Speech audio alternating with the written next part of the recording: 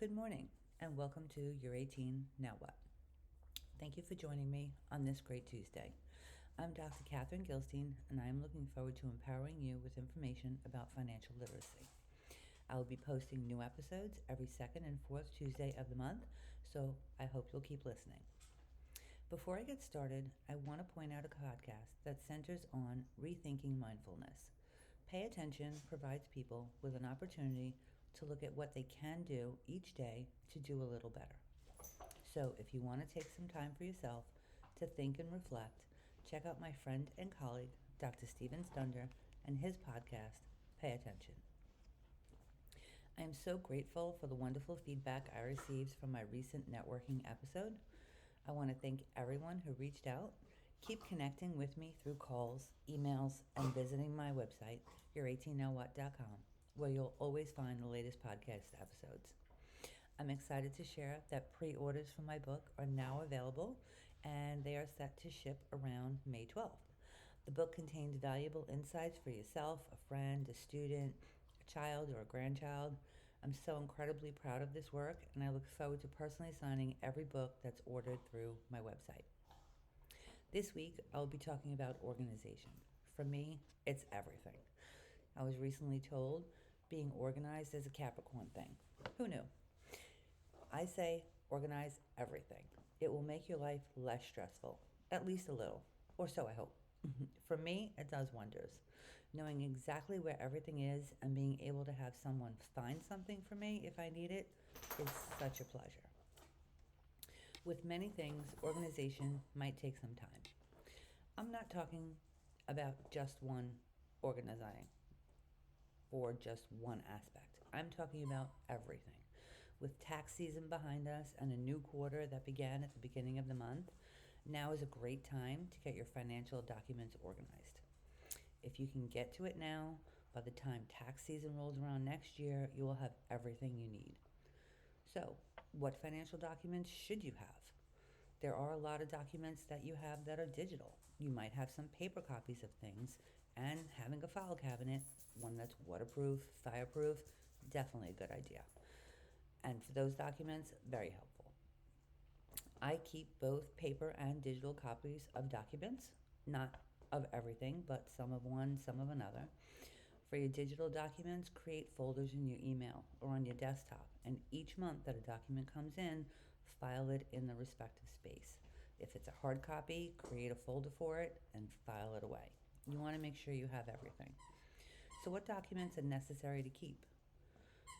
Just note this is a guideline and can vary depending upon your individual finance situation, but in general, tax returns and supporting documents, so W-2s, 1099s, any receipts if you itemize deductions during any of the past few years, should be kept for 7 years.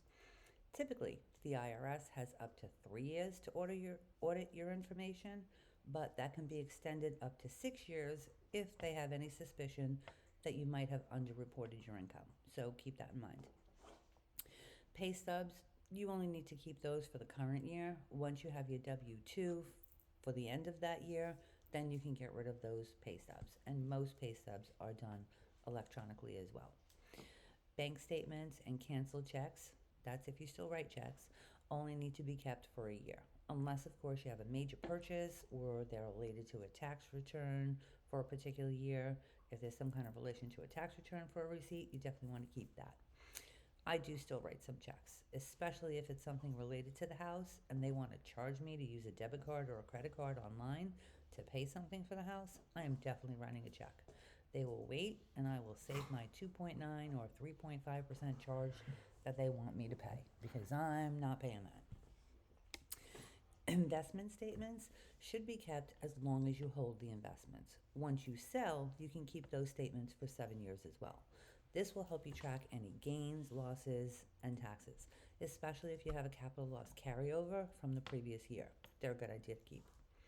Loan documents should be kept until the loan is paid off. Once the loan is paid off, and this is the really important part, make sure that it is showing as paid in full with a zero balance on your credit report. Then my recommendation would be to keep it for a year and then dispose of the documents. but be mindful that it can take up to 60 days, sometimes longer, for something to be reflected as paid on your credit report. So always check your credit report for any discrepancies. I know we spoke about that earlier. So if you have a loan and you paid it off, make sure it's off your credit report, and then just keep the document for about a year and you should be good. Insurance policies, the same. They should also be kept as long as you hold the policy. So this applies to health insurance, homeowners insurance, renters insurance, auto insurance, life insurance. You probably have a hard copy of this and it should be in a file cabinet as well. Any receipts and invoices for major purchases, they should be kept as long as you own them. So these major purchases that I'm talking about, any furniture, electronics, appliances, because typically with the receipt, you get paperwork, there's important warranty information, so you definitely want to be able to get to them if they need any type of maintenance or repair. So that's important. Finally, if you have any legal and estate planning documents, they should be kept indefinitely. They should be, you should have a hard copy of those documents and they should be in the filing cabinet that you have secured. You should also notify any trusted individuals that these papers exist and where to find them, just in case. So, any will, trust, power of attorney, any paperwork like that should be kept indefinitely. Any digital copies of these documents are perfectly fine. So if you get audited by the IRS and you have digital copies, don't panic, you'll be perfectly fine. But be sure to have them in a secure location on your computer where they can be readily accessed, have them backed up as well. So investing in cloud storage or an external hard drive might give you the peace of mind that you need for your digital data.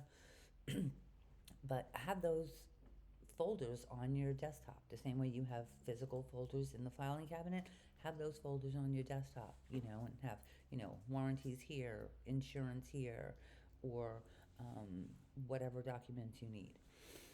So that way you can get to them. Aside from these documents, having documents for your pets is just as important. So, dog, cat, bird, gerbil, doesn't matter. I had a friend that had a ferret. So cute little thing. Anyway, keep a separate file for them with any pertinent information. So, any vet visit receipts that you have, if you boarded your pet, any boarding information, any medications needed, chip information. So, if your uh, dog or cat has one of those microchips where they can be identified, make sure you have the chip number. So, just in case the pet gets lost, you can find it. Um, it's also a good idea to put in your calendar when the visits are coming up for the animals and if they need any vaccinations completed. So that way you have a sense of what they need when. I personally have 3 dogs, so a lot to monitor, but I try to keep everything organized for them as well. What else do you want to organize? We're in April. It's a great month to go through your clothes, especially with the changing of seasons. You can look back at the previous season and see what didn't you wear? What's too big? What's too small? What don't you really like anymore? What's in your closet that still has tags on it that you haven't had a chance to wear? Or if you decided that you really don't like what you bought and it's only from 6 months ago and still sitting in the closet, still hasn't been taken off the hanger. It's also possible that your taste for clothing changes. Just as you're changing in your stages of life, your change for clothes changes. So your taste of what you want to wear changes. So if you think about it, if you're moving from being a student to getting your first job, that's one type of clothing. If you're going from middle management to upper management, that's different type of clothing. Maybe you're switching industries. So maybe your wardrobe is changing from a more conservative industry to a business casual industry. So I like to keep some staples and kind of build my wardrobe around from that. So have some staples that you love. Find pieces that define your personality. Work your wardrobe around them. See if that works for you. What I do is I typically like classic conservative business clothes, so I'll have staples of certain items, and then I'll throw in a trendy piece here or there just for the season and update my wardrobe that way. So sometimes letting go of clothes that no longer serve you whether in your personal life or your professional life, can be good. So, not all change is a bad thing. Sometimes the least it can be is some self reflection, maybe a learning opportunity. Take out the top and be like, oh, I remember I wore that, for this occasion, and that was a really long time ago. I haven't worn it since. Maybe it's time to donate it. And, put it into a pile. Donate it, toss it, um, whatever the case may be. Spend the time, one piece at a time. First, look at the financial paperwork, then look at the pet paperwork, then look at your wardrobe, one drawer at a time. It takes a while, it doesn't happen in a day, but build the habits that it takes. Give yourself some grace. It doesn't need to be done in a day or two. Don't hold yourself back from achieving your personal and professional goals. Be open to learning, be open to listening, ask questions. What more do you want to know? Visit my website at your18nowwhat.com. Drop me a line, send a question or a comment.